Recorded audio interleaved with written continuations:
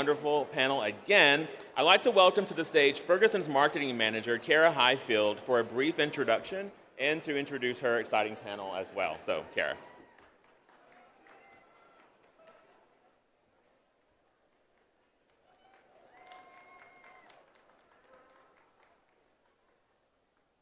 Am I good? Hello. Hello. Am I okay? Okay, sorry. Hello and welcome to today's panel, From Concept to Completion, Building a Seamless Client Experience. My name is Kara Highfield. I'm the marketing manager at Ferguson, and I'm thrilled to be with you today. Ferguson Home is a proud sponsor of the KBIS Next Stage. Before I jump into today's amazing program, I wanted to tell you about the launch of Ferguson Home happening literally right now at KBIS. We are so excited. We're excited to, thank you. We are excited to announce a unified brand, Ferguson Home. We'll now have one name across our digital and physical footprint, unifying our in-person and online shopping experience. So I hope you'll join me in my excitement and follow us on our new Instagram handle, Ferguson Home Official, and visit our new website, fergusonhome.com. Ferguson Home, again, is so proud to be a sponsor today, and let's get on with the program.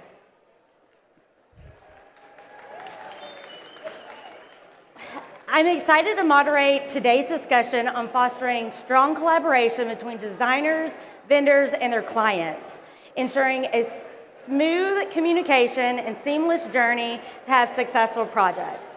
I'm thrilled to be joined today by Richard Anaskevich and Matthew Quinn. They're two amazing designers with Design Galleria Kitchen and Bath Studio. Matthew Quinn is the CEO of Design Galleria based out of Atlanta, and Richard Anaskevich is their senior designer based out of their Nashville studio. Thank you so much for being here today. Thank you. Thank you.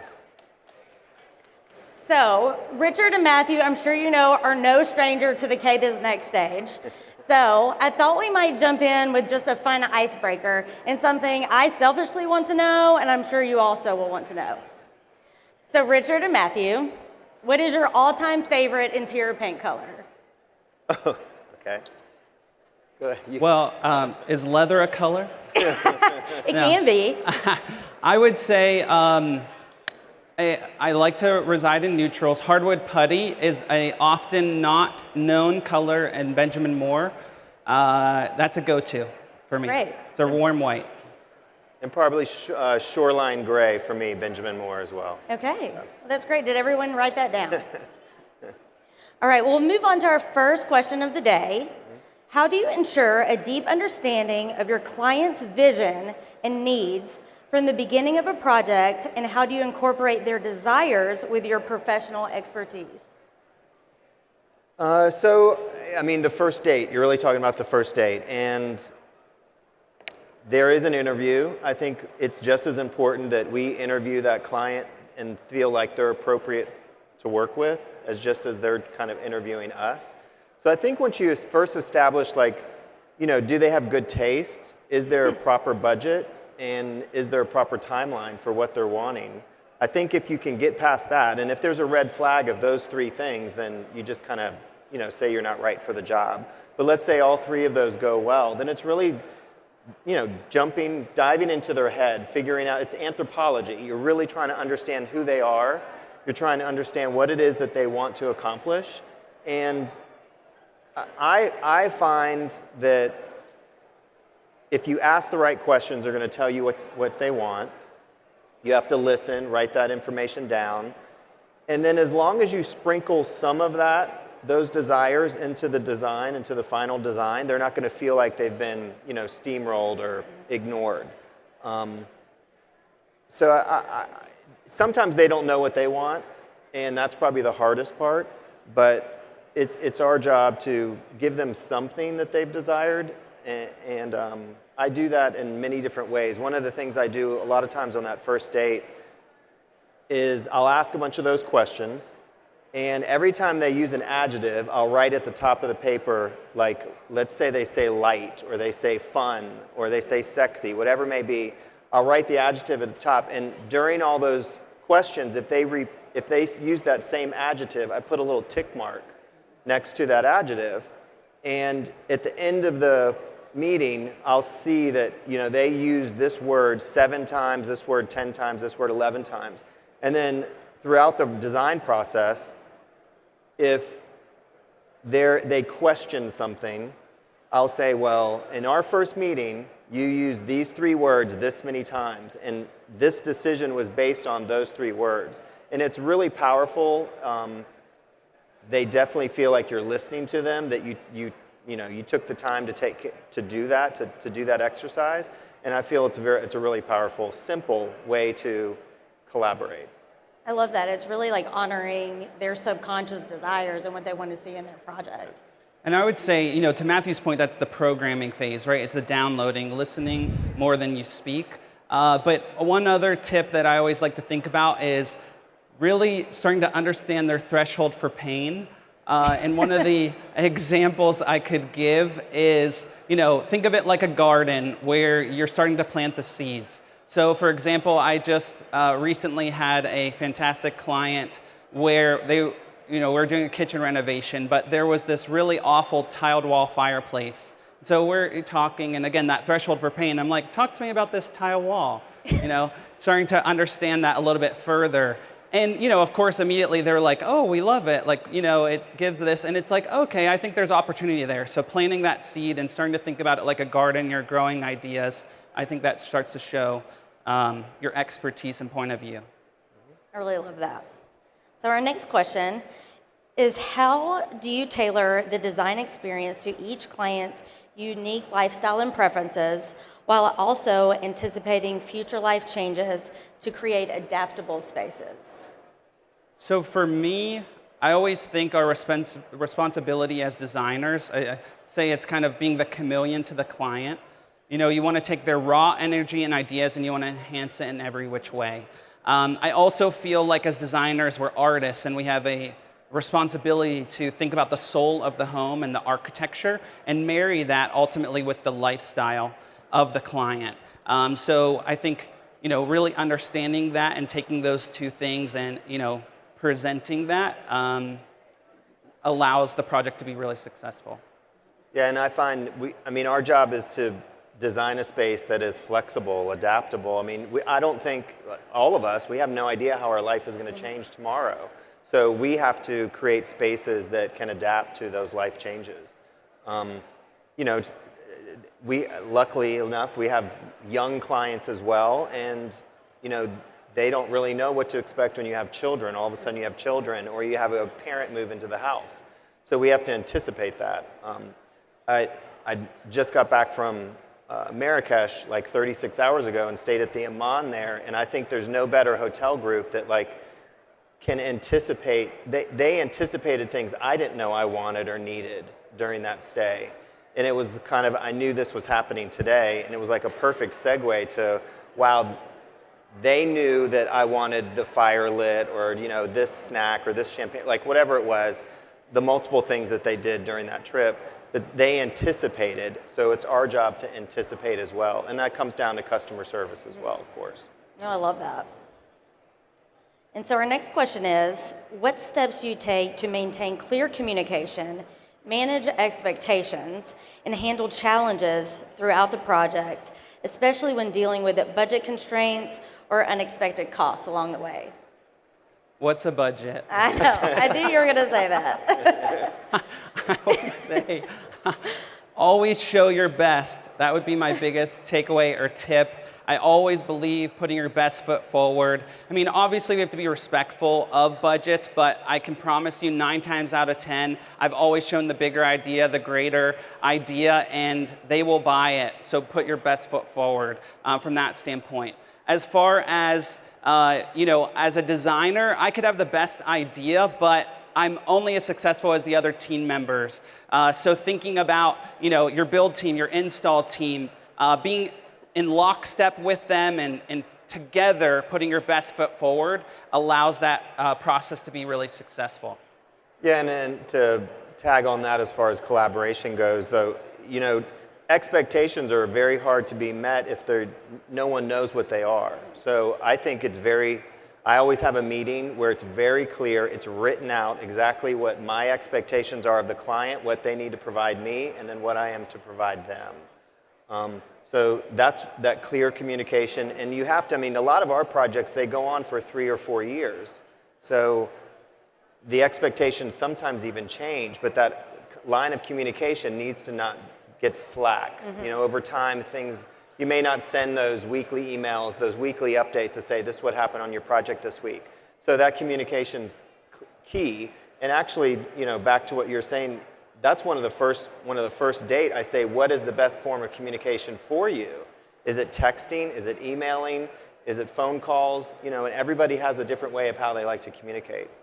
And just communicating along the process, so there's no surprise. And as you mentioned budget, as far as budget goes, these 3 and 4 year projects, what I find is you have a rough idea, you get a budget kind of approved in the beginning, and it drastically changes over those 3 or 4 years. So what we try and do is every 6 months, just reprice the project, just kind of put a number on it. So, okay, we've been making these changes, we're having so much fun, we're picking all these fabulous things, but the budget's here now, okay? And then 6 months later, okay, the budget is here now. So you kind of keep that versus getting this giant sticker shock at, you know, when you're ready to order everything 3 years later.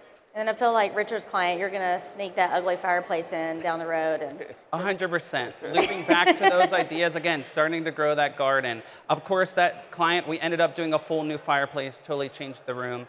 But to your point, yeah, planting those seeds. Yeah.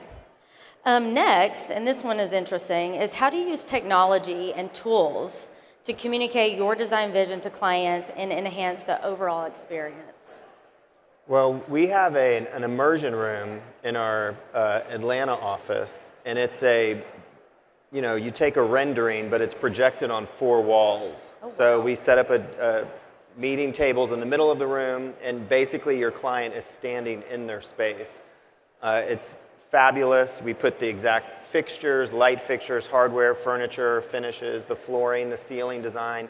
Everything is incorporated into those renderings, and it's, of course, the clients love it, but it's actually a great design tool for us, too. I mean, we can literally sit there and be like, we should go one size up in the chandelier, or, you know, whatever it may be. But it's a fabulous tool for us. That's incredible. Yeah. And so you can see everything and walk through the space. I think customers a lot of time have, well, clients have like struggled to understand the scale. When you say this room is going to be 15 by 20, like, what does that mean? So being able to walk through and see it, and to your point, make sure things are scaled appropriately for the space, that's huge. And it's so easy to, like, there's some interior designers we work with that, you know, they may not even realize that the scale of the wallpaper they picked is awful. So we will then put that into the rendering, and then we'll put a couple of things that we think maybe better fits, or even ask the interior designer, hey, send us 3 options. Let us put 3 options in the rendering. And then it's just instant. Like, you immediately see, like, oh, the scale was way off. You know? I love that. And I feel like I'm in this kind of thought process. I'm a little bit of an old soul where I'm so passionate about material, so I really believe in the real McCoy, the real material. Like, I can get chills in finding, you know, that perfect swatch or color or whatever it may be. So I really like to still storyboard out, and kind of, again, that's a little old school, but there's an artistry to that I really love to celebrate. Like, sometimes the simplest hand sketch, and Matthew's a very talented sketcher as well, where I think it just helps romance that story a bit for the client. I think you have to touch it. Yeah, I completely agree. And he does these fabulous storyboards. But yeah, you can sit in a room and look at the rendering, but you have to touch those materials. Oh, yeah. And like to feel the weight of like a piece of exceptional door hardware or cabinet hardware, it weighs so much, and you just can't get that from a drawing. Yes, the quality, the Yeah. touch, the feel. That, again, it's kind of that romance and getting connected. So our next question is, collaborating with clients across diverse regions can present unique challenges, particularly in maintaining consistency. How do you promote effective collaboration with your clients? I know you do jobs all over the country, so I'm Right. sure you're hitting different regions and different things that are popular in different For sure. areas. From that standpoint, you know, again, we do projects all over, and I think that is the essence of good construction documentation. I mean, we are meticulous in our detailing, and so that construction documentation set is our Bible. As Matthew kind of referenced before, as best as possible, trying to stick to a bi-weekly touch base with the collective team. And then the simplest form of communication with their client, like a quick text or call every once in a while, just checking in. They often just want to be heard or feel like you're thinking about them. So being thoughtful in that way allows you to be successful no matter where the project is. I agree with that. 75% of my projects are outside of Georgia, several across the world. So these construction documents are key. And I used to teach, back when I started in the career, I used to teach, and I would tell my students, now back then the drawings were so simple, but I used to tell my students, give your drawings to your dumbest relative, and if they have questions, then your drawings are terrible.